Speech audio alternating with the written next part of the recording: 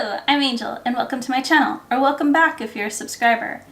Today, I'm doing a video that I promised you over a year ago. So let's get to it.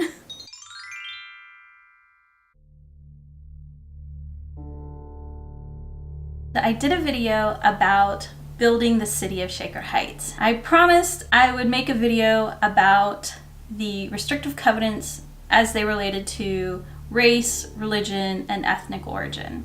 So that's the video that we're going to do today. I actually wrote a paper about this, so I will link to a site where the paper is posted so that you can read over it. But in this video, we're just going to hit sort of the highlights of what I learned and how I learned it. As I was not originally from the city of Shaker Heights, I first had to discover how they broke their neighborhoods up. Each neighborhood had a school because they were very big on the whole garden city idea, and children would walk to school and be surrounded by the beauty. It's kind of a Victorian idea that beautiful things make people do beautiful behavior. I learned where the different neighborhoods were, and I randomly chose different parcels of land and went to the auditor's office to find the original deeds for each property. With Shaker Heights, what I found was that the original set of deeds did not have any restrictive covenants when it came to the race, religion, or ethnic origin. And I think a little bit of that has to do with the fact that the growth of the suburban area lent itself to be implicitly white, especially in Shaker Heights, where they were so strict about the materials that could be used, the way the land could be used. This was pushing the dollar value. White people had access to the resources to be able to build homes that complied with the structural restrictive covenants, whereas people of color had less access to those financial resources. What I found was that when the properties started being sold, restrictive covenants regarding race, religion, and ethnic origins came into play. They started being added to the deeds. But it was only in private sales. In the 1930s, when I imagine, I can't prove it, but it looks like homes were foreclosed on, the sheriff took over the deed and auctioned the homes off, because of course the Depression was a difficult time financially for many people. Those deeds did not include restrictive covenants, only the deeds that passed from private owner to private owner. The 1920s, when we had a lot of economic growth in the nation, that prosperity didn't just affect white people, it also affected people of color. So everybody was sort of coming up through the ranks, and this meant that affluent people of color could move to the suburbs, except that the people of Shaker Heights really weren't excited about having people of color move to their little community. So they were aggressive about keeping people out. There was pretty significant property damage on a house that was being constructed for a family of color, and they also created the Shaker Heights Protective Association in about 1925. They were trying to create collective censorship, where if a person wanted to sell their property, the houses on either side of them had to agree to the person buying it, and the people across the street and diagonally had to agree to the person buying the property.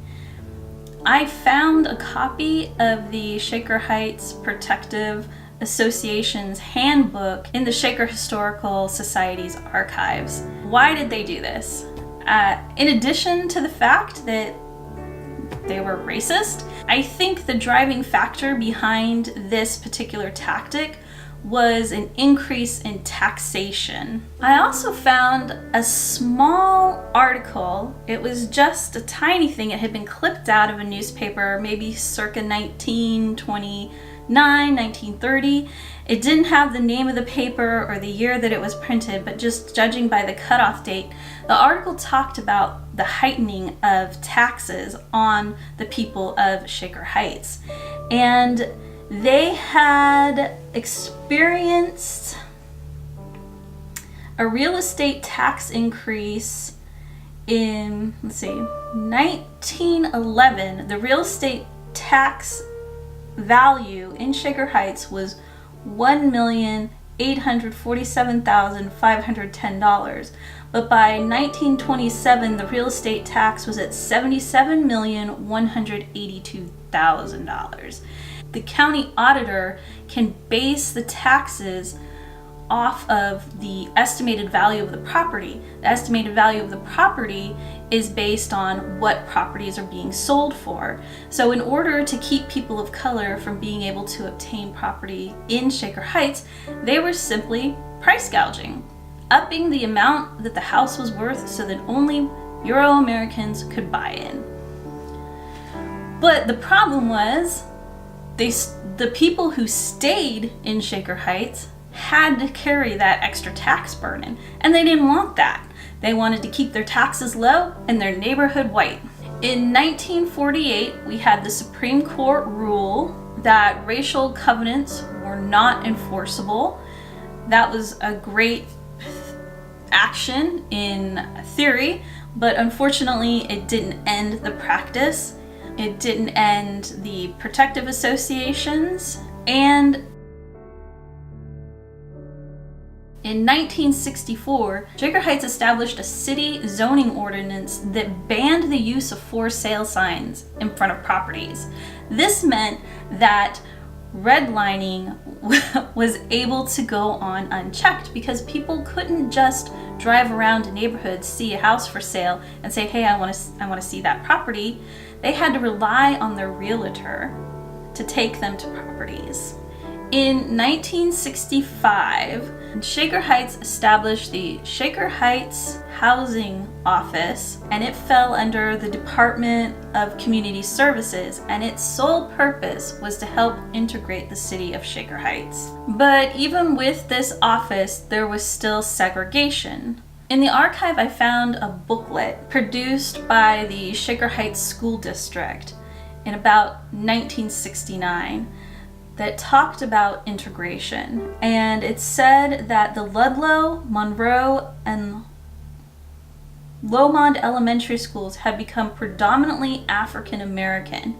So in this booklet, it realized that the predominantly African American schools in one part of town and the predominantly Euro-American schools in another part of town, they called this racial isolation and thought that it would be viewed as segregation. My research indicated that one of the biggest holdouts for integration was the Sussex neighborhood. The Ludlow neighborhood had formed the Ludlow Community Association, and again, they were working towards integrating the city of Shaker Heights. With their help, a family was able to buy a home through a straw buy in the Sussex neighborhood. And all of my sources are linked in the article that I wrote, and the link to that article is below. Anything that is available online, I included a hyperlink to those different addresses. A full list of the sources I used are available in the footnotes of the article that I wrote that is linked below. Any of the digitized resources I used, there is a hyperlink to those sites. Some of the ideas that occurred to me while working on this project and since working on it and revisiting it has been that Ohio is sort of an interesting place.